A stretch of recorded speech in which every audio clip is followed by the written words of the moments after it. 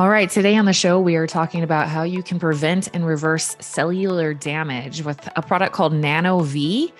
This is something that I saw at a biohacking event, and I tried it out one time, and I was like, "What is this protein folding thing? What is this?" And I got really curious, and I actually reached out to the company and asked if they would come on the show and educate about it because I actually think it's super interesting. So, Rowena Gates is our guest today. She's a principal at the Eng3 Corporation who makes the Nano V. And she's going to educate us today on this topic. She is a PhD. She's very smart, and she's going to tell us why protein folding matters, how that reverses oxidative stress or prevents it from happening, what kind of applications this is for, where you can find these things.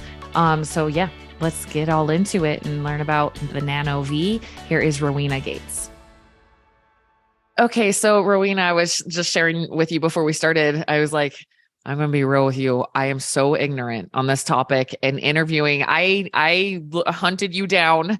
I went to your website because I saw you guys. I saw the Nano V at one of Dave Asprey's events. And it's basically for you guys listening. It's like, it looks like people are on oxygen kind of. There's this little thing going up their nose and there's this like machine and there's like liquid spinning around. I'm like, what is this? Are they doing oxygen? What is this? And they're like, no, this helps you repair the proteins in your brain. And I'm like, what? And so like, I admittedly, I was like, I've never even thought about damaged proteins. What is this? And I started going on this whole tirade with like protein folding and, CTE concussion stuff, because I've been working with some guys coming out of the NFL so damaged proteins, let's start with some basic understanding for me and everybody else. What is this? How do we know about this? How does this happen to people? What do we need to know? So, well, if we start with kind of where you come from, which is nutrition and gut health and so on, and other things as well. Mm-hmm. When you eat food, you get the proteins you're eating are broken down into a chain of amino acids, or broken down into separate amino acids in the mm-hmm. body.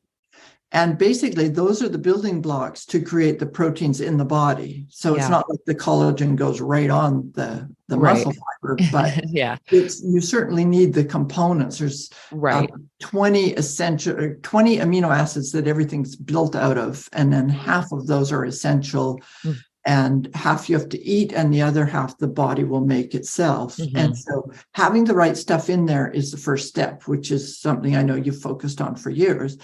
But once these amino acids are in the system, they have to come together in a chain.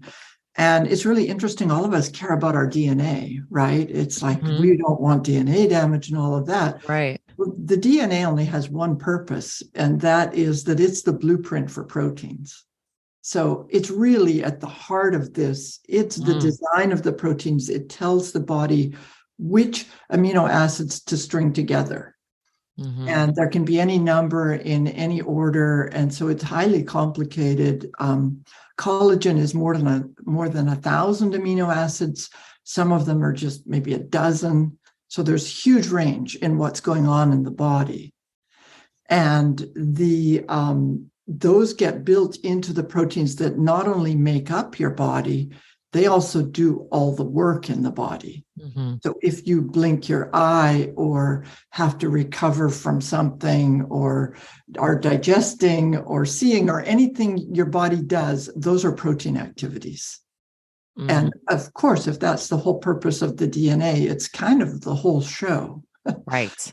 And think of my mind's going to, because I went through, I call it my accidental personal awakening when I just started eating more protein rich foods in an attempt to build muscle when I went on that journey. But the biggest takeaway was that was cool that I got healthier and built muscle and lost body fat and blah, blah, blah.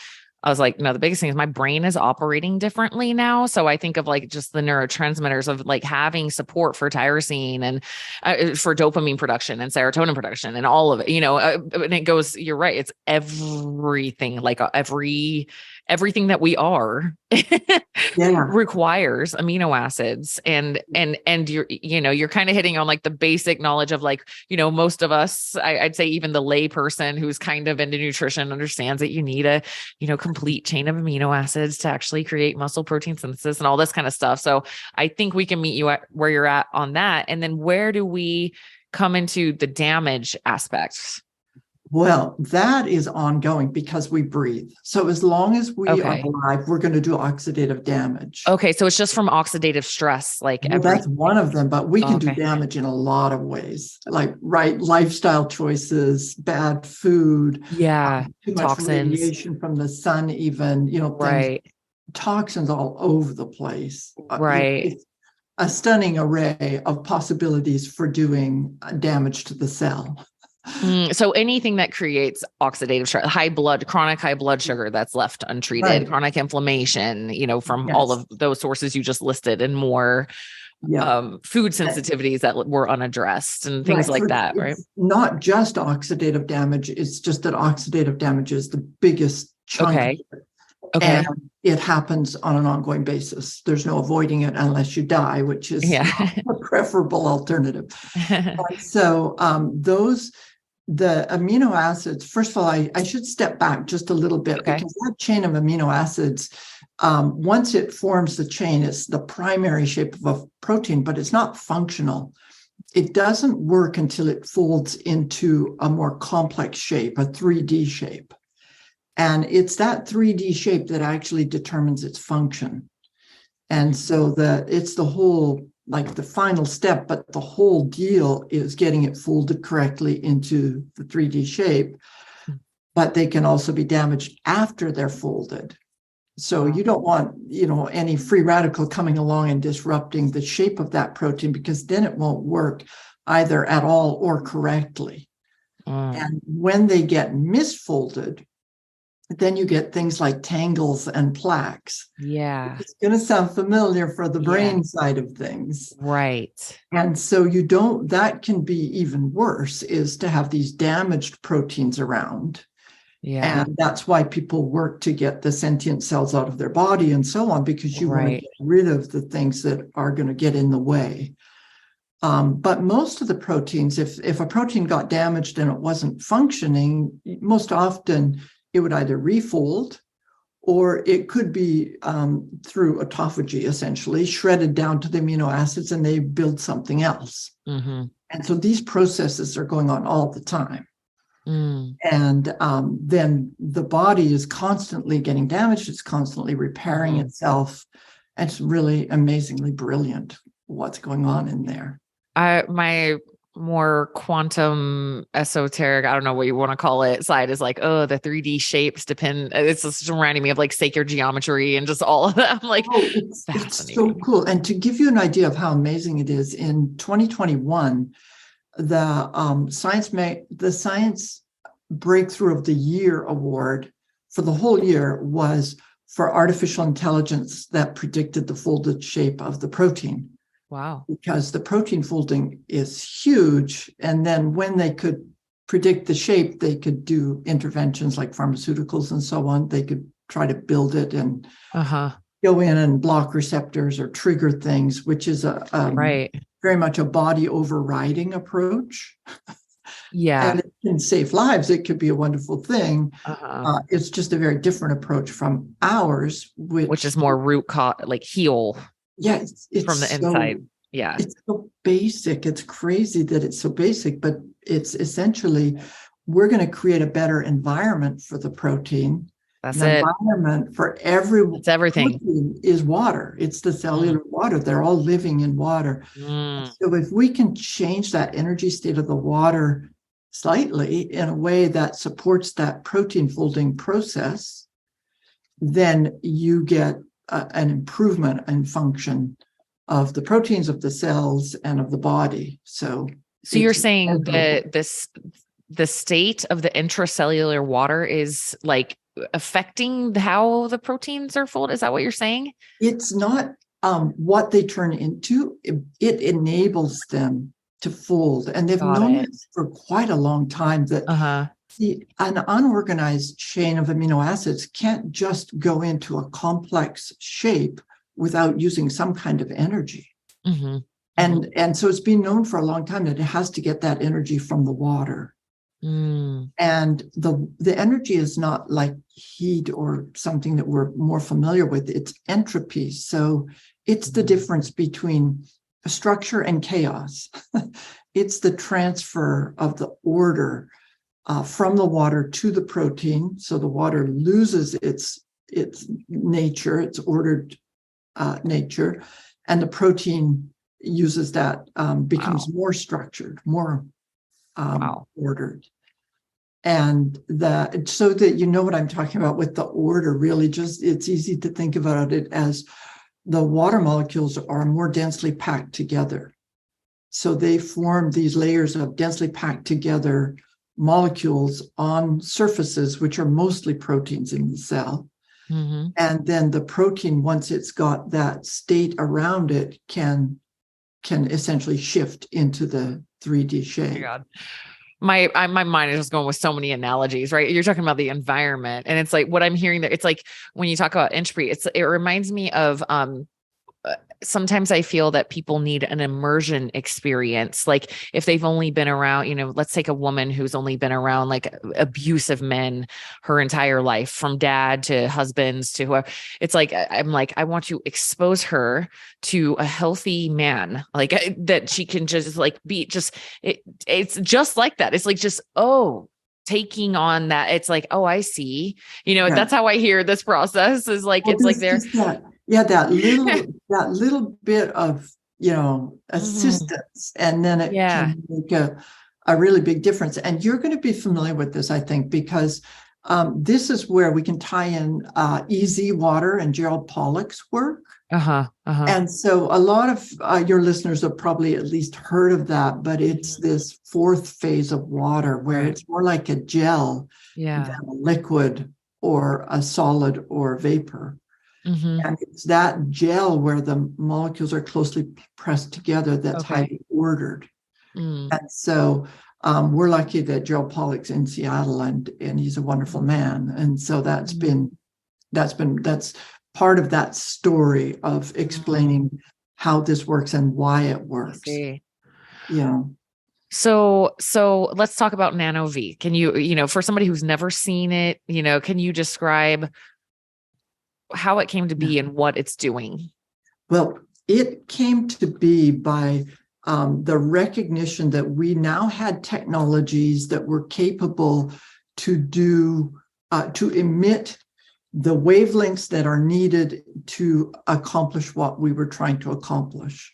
And so when the technology evolved to the point where you could do this directly by emitting certain wavelengths across water droplets, that you could change the state of the water droplets, and when they're inhaled, that influences the cellular water. It transfers across the water in the body very rapidly. And so what this looks like is about the size of an old-fashioned printer, if anybody has a printer anymore. And it's got an arm sticking out of it with a tube on the end. And you can either breathe directly from the tube, because you have to inhale the humid airflow, or you can attach a cannula, which is the oxygen breathing tube that you saw. You can attach the cannula and use that to breathe from it. And that way you don't have to sit perfectly still in front of it. So mostly we use the cannula. And so that's kind of what it looks like. It's got a glass jar of water on the top of it, and that's bubbling water. We illuminate it for decorative reasons. And the purpose of that water is to create the humidity. And so that goes through the device. It's bombarded by these specific wavelengths. And then you inhale the water that's been adjusted by the device. And just to give you an idea, because I'm sure you're familiar with some of these other technologies like, red light or PEMF or, various technologies use wavelengths where red light is going to be, 600 to 800 nanometers sort of scale. We're up at 12 to 1600 nanometers. So it's way outside the visible light spectrum. And the reason we're using the wavelengths we use is because they can be absorbed by water. And you have to absorb the wavelength for the water droplets to take on these properties. And so if you have something like a red light, if you put it up to a glass of water, it's not absorbed. You can see the red light right through the glass of water. And so that's a very different mechanism from what we're doing. But these things are all very complementary. That's why you see people stacking them and using them together, because they really, it's, you know, we love to work with these other technologies. Nothing else is like what we're doing, basically. Right. Yeah. No, I was definitely, this was, I don't know, a couple of years ago. I was like, what? What is this? This is new. Okay. So like in terms of somebody listening right now, you know, they're just driving in the car, they got 2 kids and, you know, why would, you know, for what applications might someone be interested in this technology? The big ones are recovery and performance. And recovery could be from chronic illness. Our company has a huge, long history of chronic illness. You mentioned inflammation, and that's related to almost many chronic and many autoimmune diseases. And then it could be recovery from sports, people like you, or any activities. And a big one is recovery from stress, which we have more and more people using it for that. You can see on a brain scan an executive who's been stressed, and after a session, the change in the brain is really impressive, because it's assisting, you know, the system to come back into its where it should be. And the other thing is that if it's proteins that repair oxidative stress damage, there's no other way to repair damage except for proteins. And when you concentrate, you're burning a lot of oxygen in your brain, and you're doing oxidative damage. And so it's just like with the body, when you use it and you're really pushing it, then recovery is really important. And so this helps with that repair process. And then another aspect of performance, and this is measurable to athletes, is it's relatively, you know, it's easy for a trained athlete to see that difference in how fast they recover. But it's really interesting, because I once got a phone call, and the man just says, your device lubricates the fascia, and I can prove it. I love people like this. And it was Gary Lynham at Human Garage. I know Gary. Garage, it's worth taking a look at it, because they're doing really great stuff with fascial maneuvers and self-healing, which is right up your alley. And but that's another aspect of it. If you have more lubrication in the fascia, that you've got it impacts strength and performance. And in my opinion, thinking of the muscles as being sort of, you know, mechanical is sort of old-fashioned. I think of them as more hydraulic, that you're leveraging against the water and with the water in the system. So hydrating the fascia is a big factor for mobility and performance. Yeah. Speaking of Human Garage and Gary and those, I'm assuming you're probably getting a lot of like maybe chiropractors or offices starting to carry these, you know, like chiropractors or functional medicine doctors. And also functional neurology within the chiropractic domain. A lot of functional or integrative doctors, and then more and more chiropractors, especially lately. A lot of individuals get their own, and those are really then athletes and performance, of course. High performance centers will have it there for athletes. Hyperbarics use it. Very smart to do NanoVi after hyperbarics for a number of reasons. Cryotherapy centers, places like that. And my goal is to get them into more kind of standard gyms where the public has access, public has access to them really easily. So that's a goal of mine.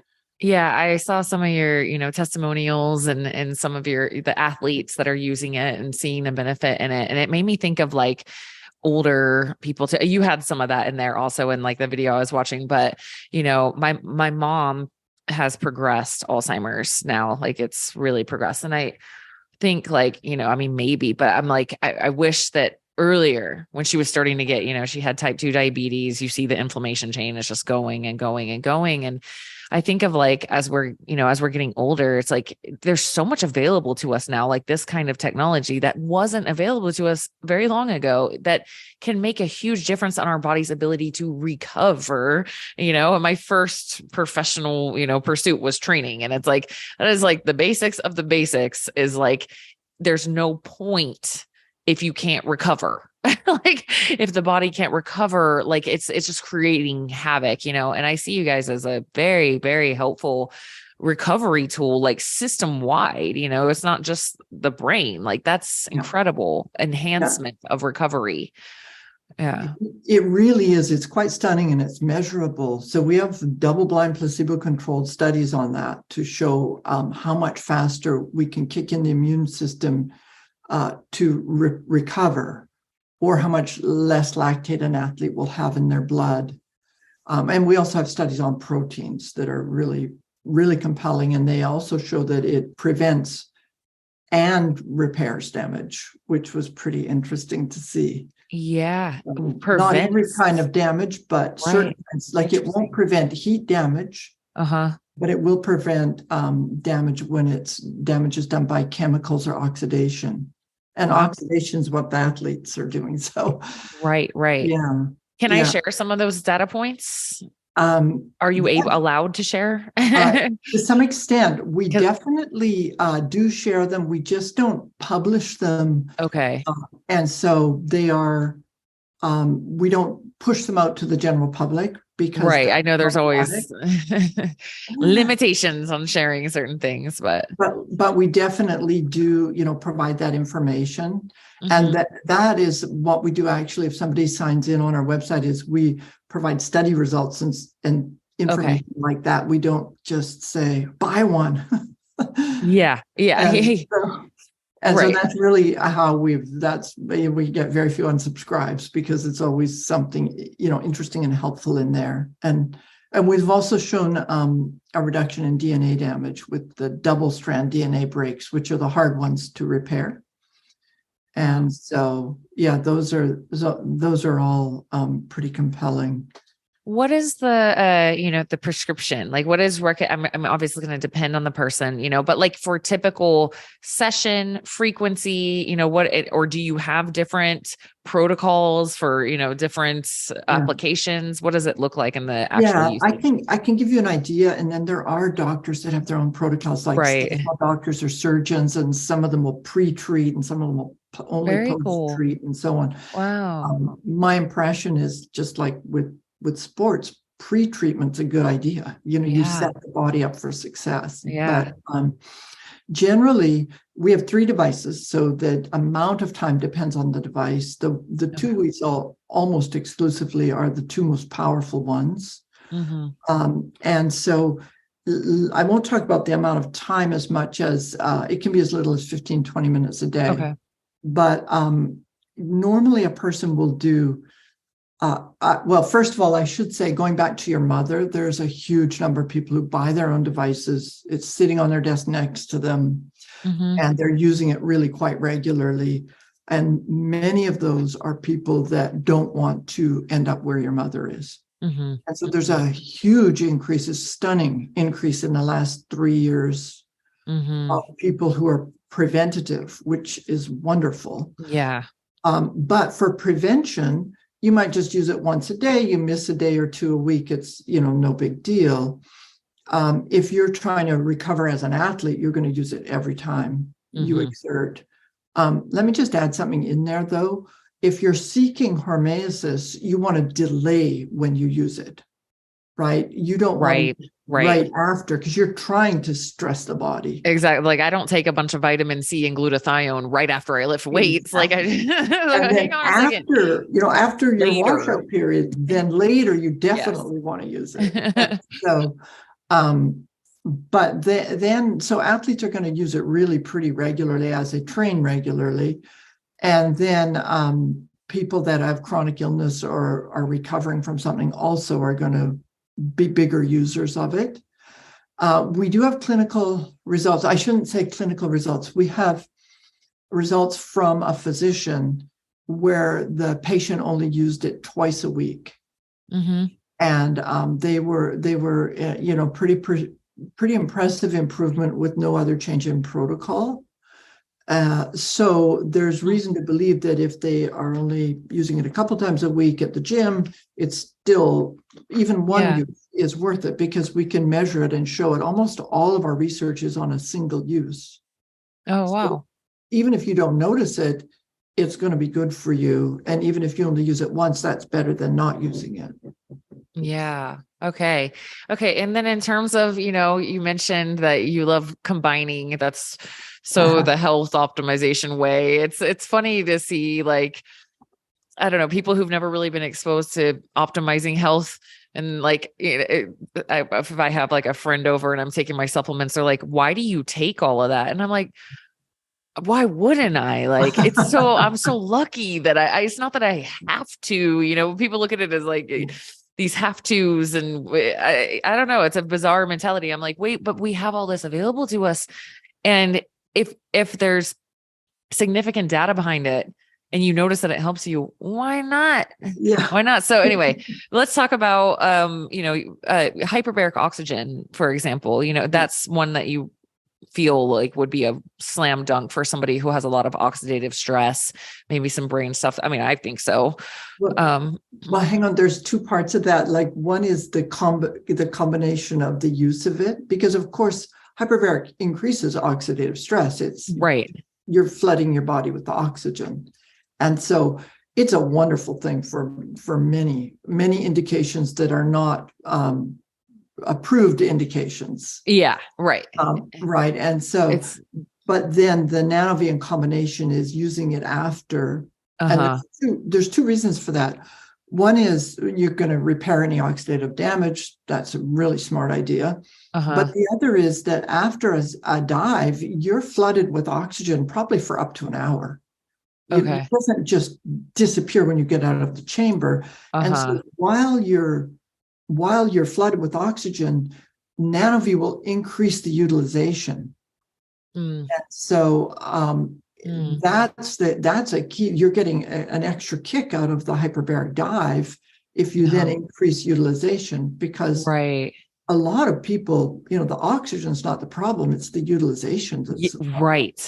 Right. And so that's, I mean, we do solve it kind of we don't solve the problem, but we mitigate it. Yeah, I see what you're saying. Pumping more oxygen into old people that have trouble, but really, I see what you're saying. The problem is utilization. Yeah, I love that viewpoint. Thanks for sharing that. And so that's one that we've had a lot of experience with the combined use for many years now. With centers having, great results by combining them. And any of the oxygen therapies are kind of along those lines. But the NanoV is measurable improvement. If someone's low in blood oxygen saturation, it will go up with the NanoV alone, even though the NanoV has no extra oxygen. It's only utilization. And Beautiful. It's funny, I was just at down in Sedona, and the nurse there at this IV place said, I can, because Sedona is a higher elevation, and people, they'll have low blood oxygen saturation because they aren't used to the elevation. And she goes, I can see it in the blood. I can measure it. It's bright red, if they've used the NanoV, and I can measure it with a pulse oximeter, because they're utilizing it better. We don't add any oxygen.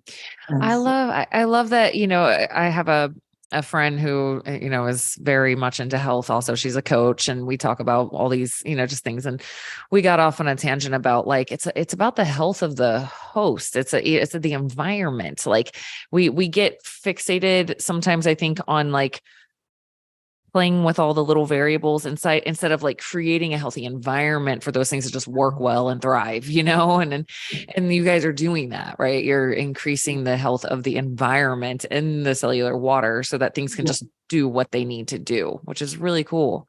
Yeah, that's been sort of our motto, is to assist rather than override what the body does, and the body knows what it needs to do. So how NanoV impacts one person is how it impacts one person. Another person, everybody else is going to be different because the body has different needs. one thing Right. that's really common is it'll have a balancing effect because everybody's body is kind of trying to come back into balance. Yeah. And so that's another, that's one of those things that's measurable in terms of seeing blood glucose levels, for example. It'll stabilize because the body's, it's trying to keep these things on the tracks. Yeah. It's a powerful healing tool. And that's always what I'm after is like, how can we create healing because like stuff happens, you get oxidative stress, you got some sort of crazy inflammation thing, you got a bunch of TBIs or, like just stuff happens. That's life. We get banged up a little bit. And so you guys are coming in with this, like, let's nurture and do some healing on the inside so it can just go back to doing what it needs to do, Right. So love and that. Another big piece of this for energy and for what you're talking about is energy levels. If you can increase, the mitochondrial function, you can get the energy levels going. That's a huge impact for the gut, for if it's everything, detoxing, right? Or for mental performance or mood or any of these things. It's just that energy is so critical to everything. Yes. And so making the cell work, I think probably just a little bit better. It's not a big sledgehammer. It's a help. It's a little enough. healer. Yeah. That the body can run with it at that point. Yeah. Beautiful. So for people who are interested in possibly like getting one of these or checking it out, should they go to the eng3corp.com website? eng3corp.com, eng3corp.com. Okay. And just to give you an idea, we have the 3 devices, as I mentioned. And so that range is somewhere in the range. Is that okay to tell people? Yeah, of course. It's somewhere in the range from a little over 5,000 to a little under 14,000. So depending on the 3 devices, the middle one is 8,500. Okay. Just so they know. Yeah. And then what people do is they share them within the family or within the friend group or whatever, because and that's why people will buy the smallest device and then they return it and upgrade to the bigger one because they don't have enough time. And that's the difference in the devices is the 1 hour on the smallest is equivalent to half an hour on the medium or 15 minutes on the pro. Or on the most powerful one, which is called an exo. And it's interesting the number of people that the biggest buyers are the exo, because it's a time and money trade-off. People can share it. And some people are like, well, I want the best one. Yeah, exactly. But that's where they all work. It's just that the smallest device is really for people that have a lot of time and they can spend, a considerable amount of time on it. It's available. Yeah, I like that idea of sharing, rotating through. It's a great idea. But how powerful is that for nurturing a healthy environment inside the body to allow it to do what it needs to do? It's like, I'm all about that. Right. So and it's so complementary to what you do, because activity, exercise, the right kind of movement, the health of the gut, the right nutrition, all those things are like, they're all legs of the stool, and then if you can amp them all up and make it work better, that's a great thing. Yes. Well, thank you so much, Rowena, for coming on and explaining that a little better. Because I definitely, when I saw Nano V, I was like, why do I not know about this and what is going on? So thank you for answering our questions. I know on Instagram, they can find you guys as Eng3Corp. That's ENG3CORP as the handle. And then, your website is eng3corp.com. Is there anywhere else you would direct people to learn more? Those are the main. It's on lots of podcasts, like Dave Asprey dug in on the science, Ben Greenfield dug in on the science, Serena Poon. There's a lot of different podcasts on it, which if you want to spend more time, that's a good place to go. Luke Story did a great one with both Hans and I.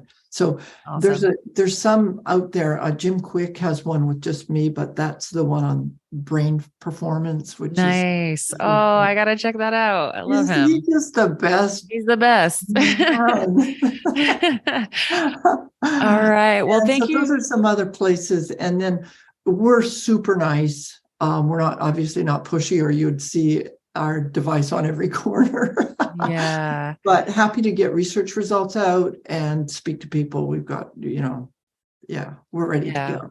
Appreciate you so much. Appreciate your energy. Appreciate you guys showing up and bringing this to the world and helping us learn more about it. It's another powerful healing tool that we now have that we used to not have. So thank you. Thank you. And thank you for everything you do. It's much appreciated by a lot of people. Oh, thank you, Rowena.